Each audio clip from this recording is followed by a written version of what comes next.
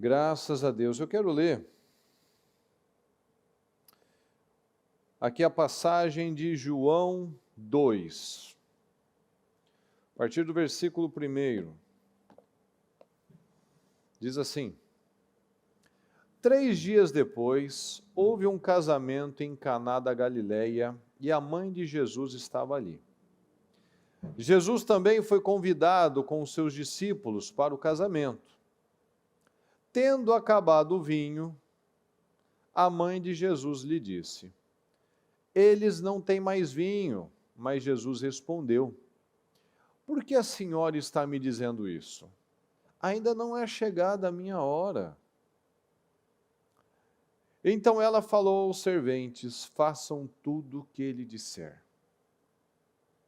Estavam ali 6 potes de pedra, que os judeus usavam para as purificações. E em cada um cabiam cerca de 100 litros. 6 potes de pedra de 100 litros cada uma. Jesus lhes disse: encham de água esses potes. E eles os encheram totalmente. Então lhes disse: agora tirem um pouco e levem ao responsável pela festa. Eles o fizeram. Quando o responsável pela festa provou a água transformada em vinho, ele não sabia de onde tinha vindo, por mais que os serventes que haviam tirado a água soubessem. Chamou o noivo e lhe disse: todos costumam servir primeiro o vinho bom, e quando já beberam muito, servem o vinho inferior. Você, porém, guardou o melhor vinho até agora. Assim, em Caná da Galileia, Jesus deu início aos seus sinais. Ele manifestou a sua glória e os seus discípulos creram nele. Essa passagem é muito interessante, porque aqui nós vemos: assim, em Caná da Galileia, Jesus deu início aos seus sinais.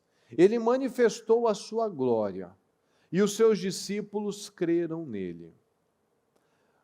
Mas esse versículo 11, ele já é o encerramento de um processo. Quando nós vemos aqui, foi aqui que ele manifestou a sua glória e os seus discípulos creram nele. Nós precisamos analisar, na verdade, este versículo, olha só. Versículo 3. Durante a festa, o vinho acabou e a mãe de Jesus veio a ele e disse: eles não têm mais vinho. Essa parte eu acho muito interessante, pessoal. Sabe por quê? Porque aqui na sequência, ó, mulher, que tem eu com você? Ou como diz aqui na NAA, por que a senhora está me dizendo isso? Eles não têm mais vinho. E Jesus disse: por que a senhora está me dizendo isso? Ainda não é chegada a minha hora. Veja, pessoal. Jesus não tinha feito nenhum milagre até aquele momento. Jesus não tinha feito absolutamente nada até aquele momento. No entanto, antes de qualquer pessoa ver um sinal de Jesus, a mãe dele acreditou nele. A mãe dele disse, a mãe dele não tinha referência, Maria não tinha referência do que poderia acontecer. Maria sabia do que tinha acontecido com ela 30 anos antes, quando ela ficou grávida do Senhor. E ela foi vivendo, foi guardando coisas no seu coração, mas na Bíblia não registra nenhum sinal, tanto que ele falou: ainda não chegou a minha hora. E aqui no final diz que foi onde Jesus deu início aos seus sinais, ou seja, não havia sinais até então.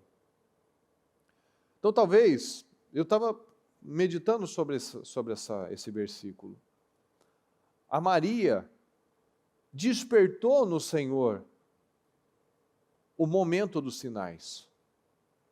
Veja que mulher, como quando o anjo disse para ela: alegre-se, agraciada, você é muito agraciada, você é muito abençoada.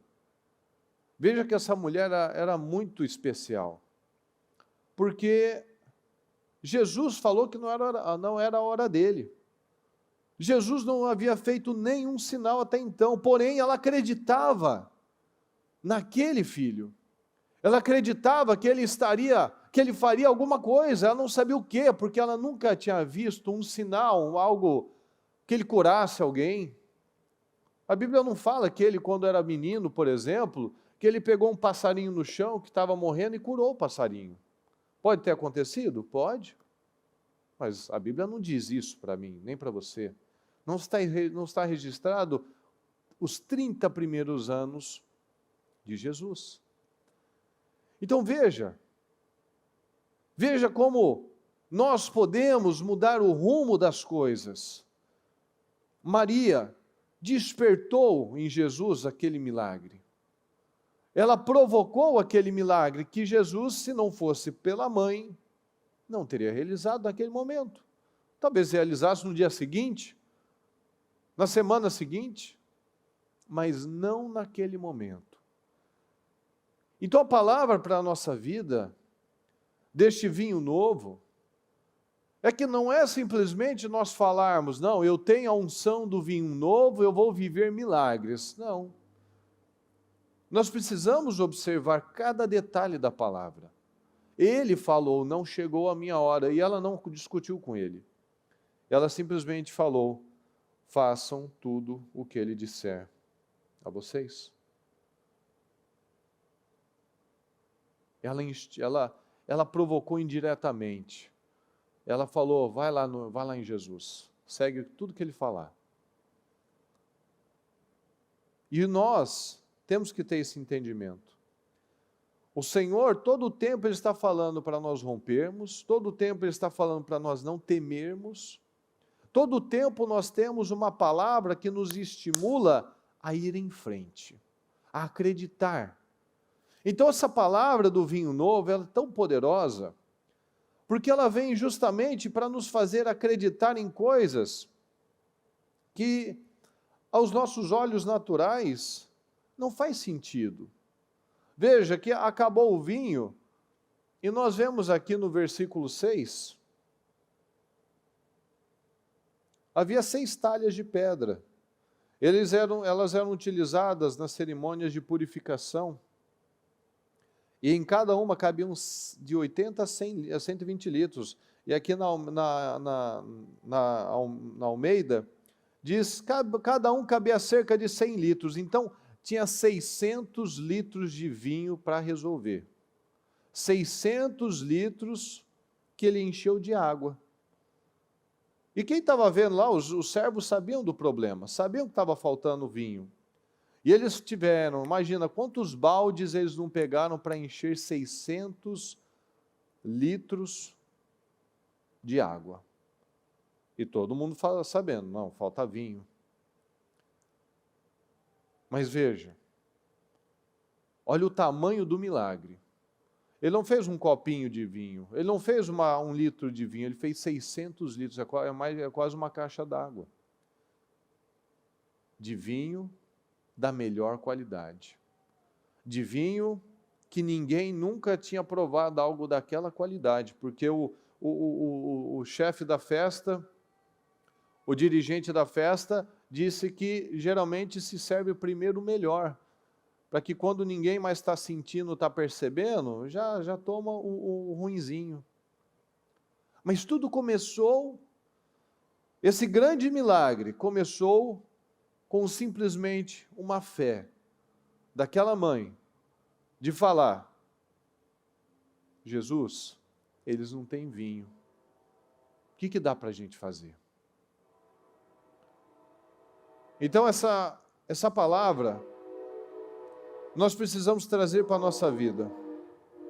Se nós precisamos de milagres, se nós queremos viver um ano incrível, nós precisamos acreditar em coisas que nós nunca fizemos. Acreditar em coisas que nós nunca ouvimos, talvez. Talvez você nunca ouviu um testemunho que talvez você vai ser a primeira pessoa a viver esse testemunho. Talvez na sua família, todo mundo tem um problema crônico. E você seria o primeiro, igual aquelas famílias onde o pai era do campo, e o avô era da roça, e depois o pai foi para a cidade, aí o filho foi o primeiro a fazer uma faculdade, foi um marco naquela família. Que você acredite nisso, que você será o vetor, o canal que vai ser um desbravador em algo que ninguém nunca viu na sua casa.